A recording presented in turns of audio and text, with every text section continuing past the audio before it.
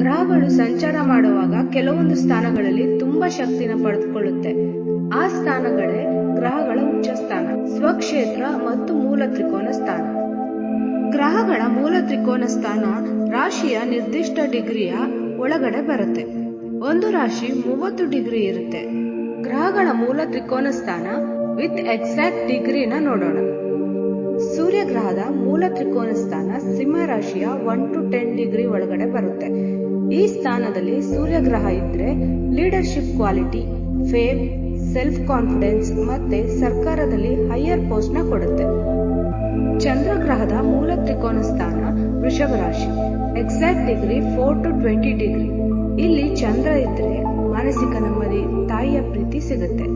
Emotional stability ಇರುತ್ತೆ ಮತ್ತೆ ತುಂಬಾ ಕ್ರಿಯೇಟಿವ್ ಆಗಿರ್ತಾರೆ. ಮಂಗಳ ಗ್ರಹದ ಮೂಲ ತ್ರಿಕೋನ ಸ್ಥಾನ ಮೇಷ ರಾಶಿಯಲ್ಲಿ 0 to 12 ಡಿಗ್ರಿ ಒಳಗಡೆ ಬರುತ್ತೆ. ಇದು ಮಂಗಳನ ಸ್ವಕ್ಷೇತ್ರ. ಇಲ್ಲಿ ಮಂಗಳ ಗ್ರಹ ಇದ್ರೆ ಅವರಲ್ಲಿ ಅಪಾರ ಧೈರ್ಯ, ಆಸ್ತಿ ಮತ್ತು ಭೂಮಿಯಿಂದ ಲಾಭ ಮತ್ತೆ ಆಡಳಿತಾತ್ಮಕ ಕೆಲಸಗಳಲ್ಲಿ ಜಯ ಸಿಗುತ್ತೆ. ಬುಧ ಗ್ರಹದ ಮೂಲ ತ್ರಿಕೋನ ಸ್ಥಾನ ಕನ್ಯಾ ರಾಶಿಯ 16 to 20 ಡಿಗ್ರಿಯಲ್ಲಿ ಬರುತ್ತೆ. ಇದು ಬುಧ ಗ್ರಹದ ಸ್ವಕ್ಷೇತ್ರ ಮತ್ತು ಉಚ್ಚ ಸ್ಥಾನ ಕೂಡ ಹೌದು.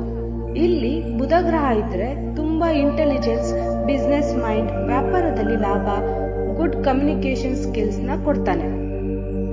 ಗುರು ಗ್ರಹದ ಮೂಲ ತ್ರಿಕೋನ ಸ್ಥಾನ ಧನಸ್ಸು ರಾಶಿಯ 0 to 10 ಡಿಗ್ರಿಯಲ್ಲಿ ಬರುತ್ತೆ. ಇಲ್ಲಿ ಗುರು ಗ್ರಹ ಇದ್ರೆ ಅಪಾರ ಜ್ಞಾನ, ಆಧ್ಯಾತ್ಮಿಕ ಒಲವು, ಉತ್ತಮ ಆರ್ಥಿಕ ಸ್ಥಿತಿ ಮತ್ತು ಸಂಪ್ರದಾಯನ ಫಾಲೋ ಮಾಡೋ ಗುಣನ ಕೊಡ್ತಾನೆ. ಶುಕ್ರ ಗ್ರಹದ ಮೂಲ ತ್ರಿಕೋನ ಸ್ಥಾನ ತುಲಾ ರಾಶಿಯ 0 to 15 ಡಿಗ್ರಿಯಲ್ಲಿ ಬರುತ್ತೆ. ಇಲ್ಲಿ ಶುಕ್ರ ಗ್ರಹ ಇದ್ರೆ ಐಶ್ವರ್ಯ, ವಾಹನಗಳು, ಉತ್ತಮ ದಾಂಪತ್ಯ, ಕಲಾತ್ಮಕ ಆಸಕ್ತಿ, ಎಲ್ಲಾ ರೀತಿಯ ಭೋಗ ಭಾಗ್ಯಗಳನ್ನ ಕೊಡ್ತಾನೆ. ಶನಿ ಗ್ರಹದ ಮೂಲ ತ್ರಿಕೋನ ಸ್ಥಾನ ಕುಂಭ ರಾಶಿಯ 0 to 20 ಡಿಗ್ರಿಯಲ್ಲಿ ಬರುತ್ತೆ. ಇಲ್ಲಿ ಶನಿ ಗ್ರಹ ಇದ್ರೆ ದೀರ್ಘಾಯುಷ್ಯ, ಶಿಸ್ತು, ಜನಬಲ ಮತ್ತು ಪರಿಶ್ರಮಕ್ಕೆ ತಕ್ಕ ಪ್ರತಿಫಲನ ಕೊಡ್ತಾನೆ.